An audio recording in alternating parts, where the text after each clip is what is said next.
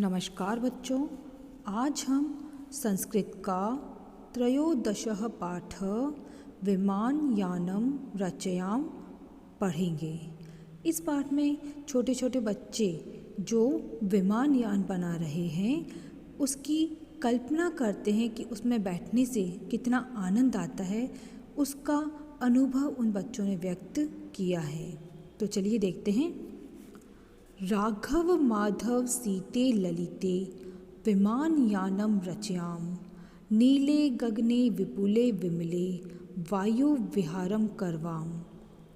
इस पैराग्राफ में ये बताया है कि बच्चे बोल रहे हैं, हे राघव, हे माधव, हे सीते, हे ललिते, आओ हम सब मिलकर विमानयान की रचना करें। विमानयानम रचयाम का मतलब क्या हो गया? विमानयानम मतलब विमान, रचया मतलब बनाना।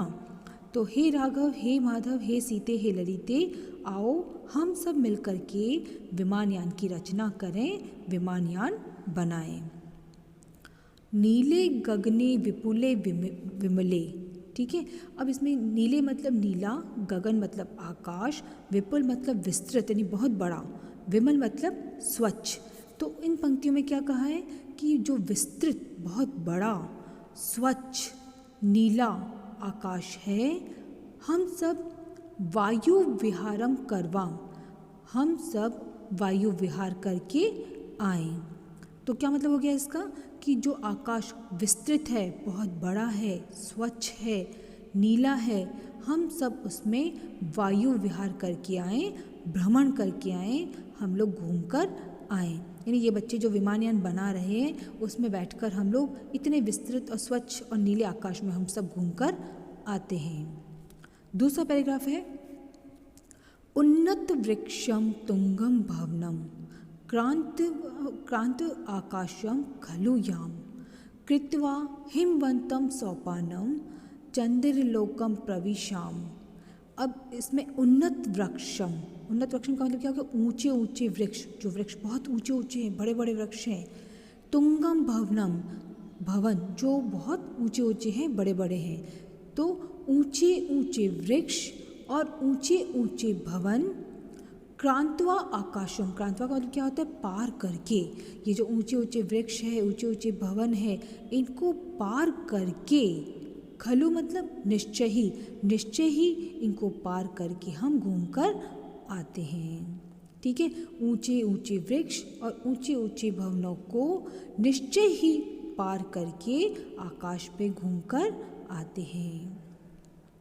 कृत्वा हिमवंतम सोपानम, कृत्वा मतलब करके, हिमवंतम मतलब बर्फ की, सोपानम मतलब सीढ़ियाँ, बर्फ की सीढ़ियाँ बना करके। ये जो बर्फीले पहाड़ है उनको हम सीढ़ी बना लेते हैं। बच्चे आपस में क्या बोल रहे हैं कि बर्फ की सीढ़ी बना करके चंद्रलोकम प्रविशाम, चंद्रलोक में प्रवेश करते हैं। ये जो बर्फ के पहाड़ है इनको हम लोग सीढ़ी बना लेते हैं और इस पर हम इसको बर्फ की सीढ़ी बना करके हम लोग चंद्रलोक में प्रवेश करते हैं।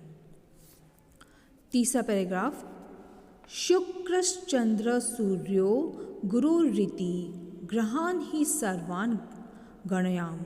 अब इसमें ये बताया है कि जो ब्रह्मांड है, आकाश है, वहाँ पर बहुत सारे ग्रह हैं, है ना, 9 ग्रह हैं। तो उसमें ये बताया है शुक्र, चंद्र, सूर्य, गुरु, सभी ग्रहों को, गणयाम मतलब गिनना, हम लोग उनकी गणना कर कर आते हैं, उनको हम गिनकर आते हैं। यानी जब हम आकाश में जाएंगे तो सूर्य, चंद्र, शुक्र, गुरु, इन सभी ग्रहों की हम गणना करते हैं।